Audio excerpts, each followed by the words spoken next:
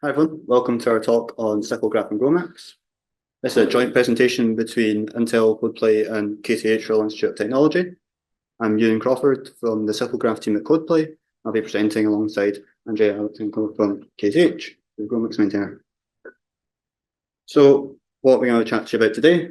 Well, I'm going to start off by giving a quick introduction to the SYCL-Graph project and hand over to Andrea. He'll talk about GROMACS and then dive into a case study showing how SYCL-Graph is used in a particular application, the work we needed to do to get that to function correctly, some performance results, and then look at a trace or two to kind of explain that more.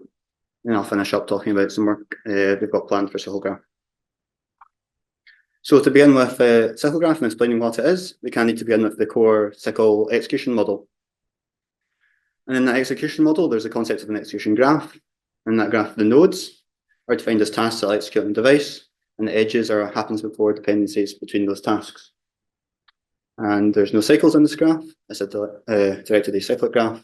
But really, for the purposes of this presentation, the interesting thing is that this submission of the work and the creation of nodes is tied together. So when you submit your command groups to a queue, it builds up the graph a node at a time. So if we've got a simple graph with 4 nodes in it, you submit each command group to a queue, and that both creates and submits the work as a node to the graph. Well, SYCL-Graph, we've got we've had an extension that introduces a different model, which gives the user explicit control over first creating that graph and then submitting it to the device. So for the same kind of like simple graph, the user can use that explicit API to first build up their graph and tell the SYCL runtime, yeah, that's me, that's my graph, I've defined it, it's ready to be launched. So the SYCL runtime has knowledge of that, and then it can then launch. The user can then launch that graph to the device as a single step with all 4 nodes at once rather than individually A, B, C, D. So what's the benefits of this model? Well, if you've got a workload that's a repetitive pattern of commands, you don't need to constantly keep on creating the commands A, B, C, D each time in the iteration. Define that once, and then you just need to submit it every time. So that gets rid of the overheads of the extra command construction cost on the subsequent iterations. Also reduces latency when it comes to actually submit those commands to the device, because the SYCL runtime's already made the commands ready to be launched. So when it comes to actually putting that work onto the device, that can happen quicker. And finally, optimizations become available across a defined graph because the SYCL runtime has a clear view of what that graph looks like. But it's really the first 2 points here that we're going to focus on in this presentation. We'll illustrate. So what's the current status of the project? Well, SYCL-Graph is an experimental one API vendor extension to SYCL 2020. Well, very much of our project goal to bring it to the SYCL working group as a KHR extension. Development's been open source in DPC++, and the extension's been included in one API releases since 2024.0.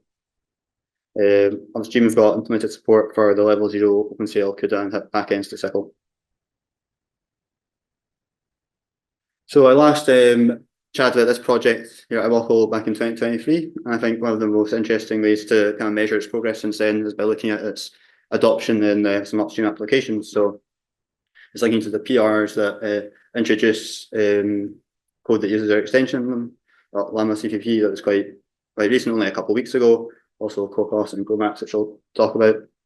But I think one of the key things here is that all this work tends to be opt-in to using our extension. So I'd like a CMake flag or an environment variable to say, yeah, I want to try using the kind of experimental SYCL-Graph extension. It's not on by default in all these frameworks being tested in lots of workloads, though ideally that's where we'd like to be. So the opt-in behavior is definitely a step in the right direction, though, in terms of being able to evaluate things before we say it's kind of production ready. So I guess on that note, GROMACS and other items here, so I'm going to hand over to Andrea to talk more about GROMACS and how SYCL-Graph can benefit it. Thank you, Ivan. So, yeah, we talked about SYCL-Graphs. Let's talk about the application we are testing it on. GROMACS is a pretty popular and pretty old microdynamics code. It's open source, it's GPL, and it's quite widely used, including many benchmarking efforts. And like many other microdynamics codes, it adopted GPUs very early on. Let's start with CUDA. Then we had adopt OpenCL to be portable to more hardware. Now we are shifting our performance and portability efforts from OpenCL to SYCL. Is OpenCL currently being deprecated, actively worked on, and all the effort going to SYCL. And recently AMD decided to add heap support. Up to them. Obviously, here we are more interested in our SYCL support, which we are targeting both current implementations on all the high-end hardware. We are not really using much of SYCL for running on CPU, it's GPU only. And while GROMACS can scale to many nodes, here we'll focus only on single GPU performance. And how SYCL-Graphs can be used in GROMACS. GROMACS can run on a wide range of input sizes, and if we are talking about large inputs, 100,000 particles atoms per GPU, usually you're limited purely by kernel execution time, and graphs are not too helpful here, as one might think. But for smaller systems, we can easily get in the range where on high-end GPUs, our kernels are 10 microseconds long. And normally it takes around like 15 microseconds, depending on the hardware backend and configuration to schedule the kernel launch. So we are clearly just becoming limited by how fast we can throw tasks GPU. And yeah, that's where SYCL-Graphs come in, because if we can, instead of scheduling several tasks at once, we can schedule all the kernels in the step. We avoid this overhead. And luckily for SYCL-Graph adoption, we already had a few years ago added CUDA-Graph support using the record replay functionality. Basically, we just issue an API call saying that for this queue, don't execute anything right now, just recall what we are doing it. Then we do our normal microdynamics step. That means like several number of operations, kernels, data copies. And then finalize graph, similar to the common buffer extension discussed earlier today. And then these graphs can be replayed for, say, around 100, several hundred steps. After that, we are doing our neighbor search, which can change the kernel parameters. So after these 100 steps, we need to go back, do the CPU neighbor list update, and update or regenerate the graph. And then again, submit the same thing for 100 more times. Very regular workload, ideal for this graph approach. And yeah, it's good, the graphs in place and very similar API. The enablement was pretty straightforward. And with the support for all the GPU backends in DBC++, again, portability was not a concern, except for one small thing, and that is the FFT library, because we do rely on FFT library and we do want to capture it in the graph. And normally we just use interoperability, we get the native queue and pass it to the FFT library. With graphs, obviously, that becomes quite hard because we have this extra layer on top of just native submission. When running on Intel, 1MKL, it works with SYCL queue, so things are much easier and really more up to 1MKL handling graphs. But if we are running on AMD or NVIDIA devices, we were relying implicitly on just submitting the native library, ignoring all the SYCL portability layer. And to now capture this activity in the graphs, there are two options that we had. It's either using host tasks or get creative. And with host tasks in SYCL-Graph, it's not an ideal solution because basically you need to basically break the graph in two and insert the post operation because you cannot really call the post operation from the GPU. That kind of negates a lot of benefits of the graphs. So another better solution is to use this extension developed by CodePlay to basically say, okay, hold on. We are, for this operation, if it is being captured as a graph, we get the interop objects and then say, okay, all the following operations should be operating on these queues should be instead captured to the graph. That's helper function.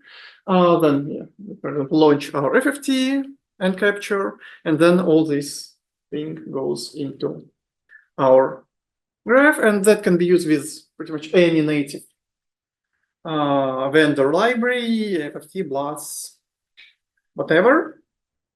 So it is currently not upstream, but it is pretty close. And all the rest of the functionality is upstream. So for example, if you are running without FFT, there are some configurations like that. You can just use mainline GROMACS release. So that is example of one time step, just so you get a general theme. So this is this part of the execution. In practice, it's these branch graphs with several concurrent kernels, several synchronization points. Not too horrible, but yeah, you can see that scheduled all one by one got to be quite a lot of API calls. So case study, we are using an artificial set of benchmarks, just water boxes with some small molecules added in. And it's quite convenient because it allows us to easily see how performance changes depending on the input sizes. And here is the result, for example, SYCL graphs on A100. And we can see that for larger systems, as expected, the performance benefits are pretty minor. We are limited by kernel times. But around starting from 12,000 TOPS and below, SYCL graphs offer quite significant speed up. And let's zoom in a bit. If we look at the profiling traces, yes, we can see that for larger system to 200,000 items, we have 200 milliseconds average per 100 steps. So here is our special step in the beginning that does the data structure preparation. Then we have a lot of smaller steps, repeating these ones. And then we just wait on the CPU for the GPU work to finish. So yeah, we are, most of the stuff is done. We are doing is just waiting for the GPU to do the computing. And if we look at smaller systems, 3,000 items, we see clear benefit here, because if on without SYCL graphs doing 100 steps takes 20 milliseconds on average, and with SYCL graphs it is 2 times faster. Zooming in, without SYCL graphs, again, we have CPU pretty busy, while on the GPU we get 10 microseconds of kernels separated by 10 microseconds of gaps, with GPU just waiting for more work to be submitted to it. And if we enable SYCL graphs, we see that the situation changes. We get every step 30 microseconds in all, just submitting the work to the GPU. And then we again see our friend wait GPU state copy appear here, means that we are no longer limited by the CPU submission. Again, we are in the mode where actually we have to wait for the GPU to complete its work. Effectively, we are shifting the graphs. We are able to shift back the bottleneck from CPU submission to the GPU execution. In this case, getting 2x faster GPU won't help us. Here, getting 2x faster GPU hopefully will improve the performance. Because these are on A100, not exactly the most recent and best GPU right now on the market. And here is the relative performance from the same plot. We can see that for smaller systems, you get like 20 to 30% performance improvements. And curiously, we also see that SYCL graphs are helpful at the larger end of the scale. Not shown here, but no, it doesn't grow exponentially from there as much as we would hope. And we need to look a bit more into that, but that is also behavior noted with native CUDA graphs with CUDA backend. And we believe that is partially related to the runtime being better able to optimize the overlap of these concurrent kernels. And SYCL is not only about NVIDIA, so here's some results on recent Intel Battlemage GPU. Again, not 40%, but also quite solid 15% speed up over a larger range of system sizes, which probably indicates graphs being helpful for larger systems, kind of indicate that the runtime is not as optimized as for NVIDIA, which is not really surprising, but still it's pretty solid numbers, and here you have quite nice speed ups. So yeah, Ivan, back to you about the future work on. Okay. So yeah, I'm going to wrap up the talk talking about some future work we've got planned. And we've got, I guess, quite a lot of things we've got planned, but I'm going to focus on one feature in particular, and that's a concept called graph update. So this is where a user's created their graph, they've executed it, and then they want to execute it again with different inputs and outputs. And if they had to recreate their graph from scratch by adding all the nodes and all the edges and instantiating it, that'd be quite a lot of overhead. When really they just want to maybe change the kernel parameters, point to some different buffers or memory allocations, or change like the kernel ND range.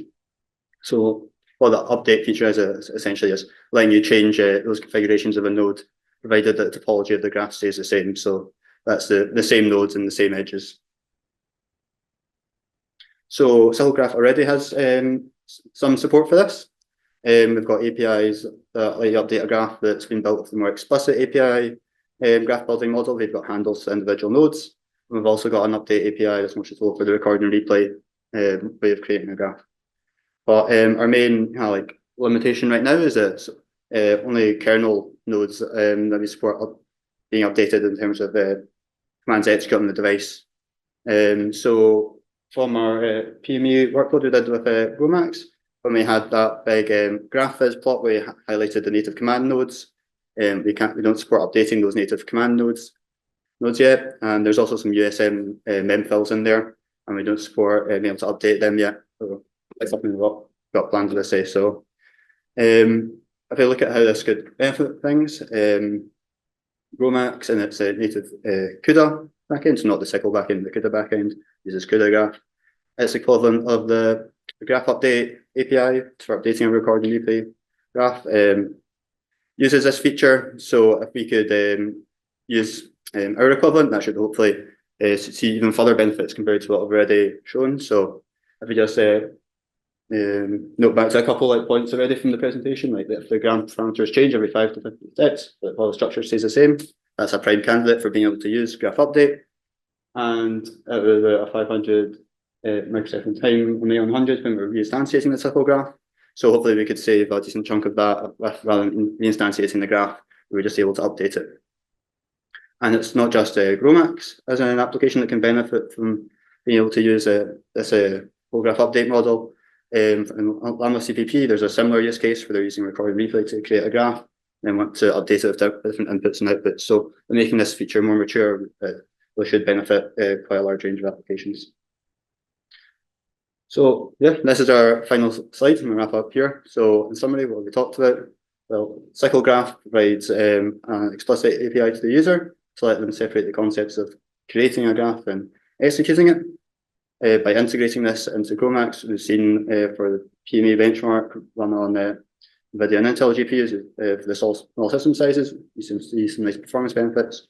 And we've got further plans for the SYCL-Graph extension that should provide even more benefits once integrated with GROMACS. So I'm going to leave it on this slide for questions, but thank you very much for listening to our talk.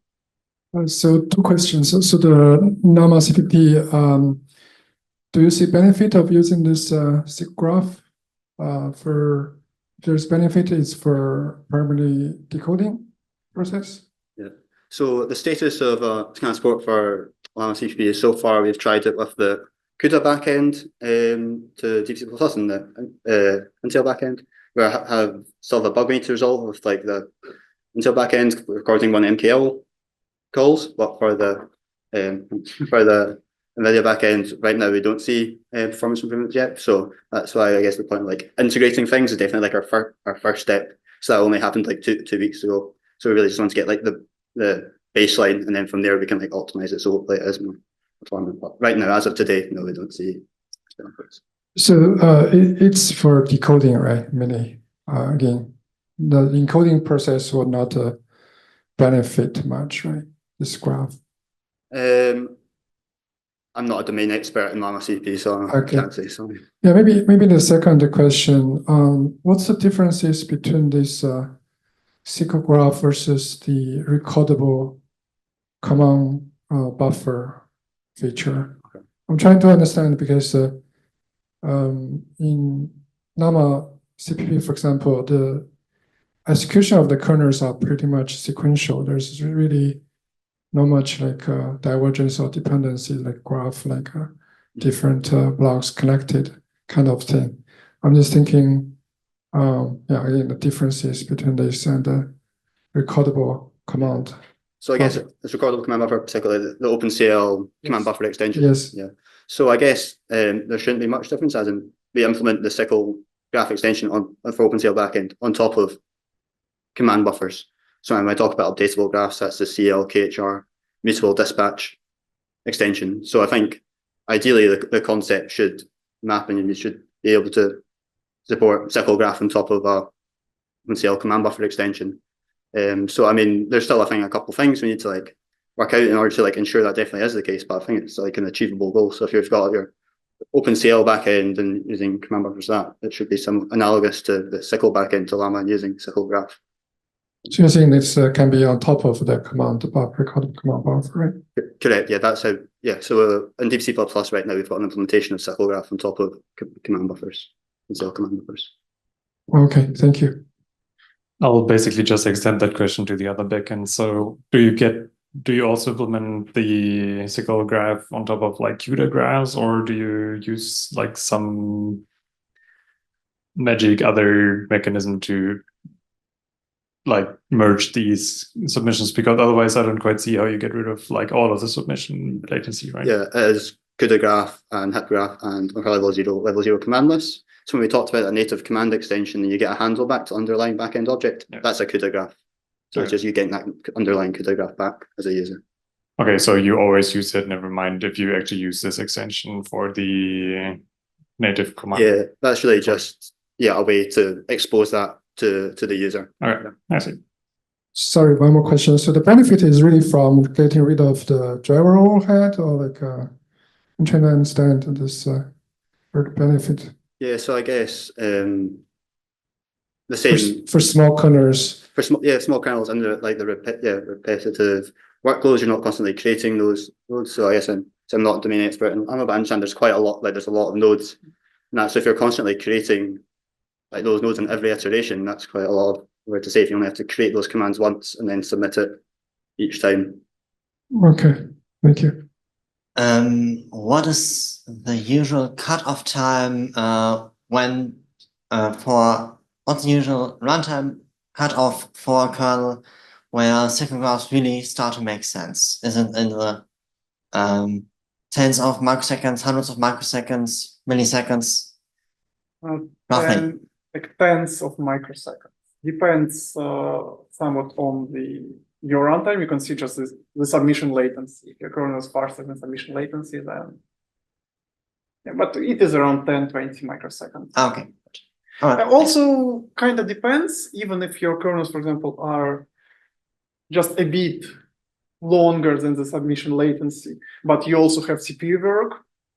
Okay, perhaps you won't speed up your kernels because CPU can keep up with GPU, but if you just submit it faster and can switch to your CPU work faster, yeah, you also get better overlap instead of pretty much having first your GPU work and CPU spending time just submitting things and then switching to the CPU work. All right, thanks. On one of the previous slides, you mentioned that you have to update the graph because the parameters change every 5 to 50 steps. Could you elaborate on why? What do you mean by parameters changing? So is it like input parameters, or what are these? Kernel parameters. Kernel parameters. So like one of the numbers, like number of, for example, clusters you are processing grows. I see. Like kernel size. The structure stays the same, it's the same kernel, but perhaps with a different size, with different. I see. And the second question would have been, it's more like a general GROMACS question, like what is usually the representative workload size in GROMACS? So we've seen these different voter boxes, like, like 1,500 to like 4 million. What is the experience? What do scientists want to simulate usually? Scientists simulate all kind of weird stuff. And I had people complain that my system doesn't scale to 2 MI250s. And like, what's your system size? 2,000 atoms. Yeah. No, but you can probably like, yeah. You need 200,000 to fill the one MI250. For example, that was, I think, soil modeling. So you have really small systems and it makes sense to stuff hundreds probably of them to a single GPU. Also, then you run different kinds of overheads. On the other end of scale, there are people attempting right now to do whole cell modeling, and that is a few hundred millions of atoms. So really all of these cases are relevant. I would say 10 to like most commonly it is around 50,000 particles and up. That is most common. So yeah, graphs are not probably the first and the things that will benefit most GROMACS use, but there are definitely relevant use cases for that. All right, thank you. Not the ones you will find in typical procurement benchmarks, but again. Thank you, Andre. Thank you. Cheers.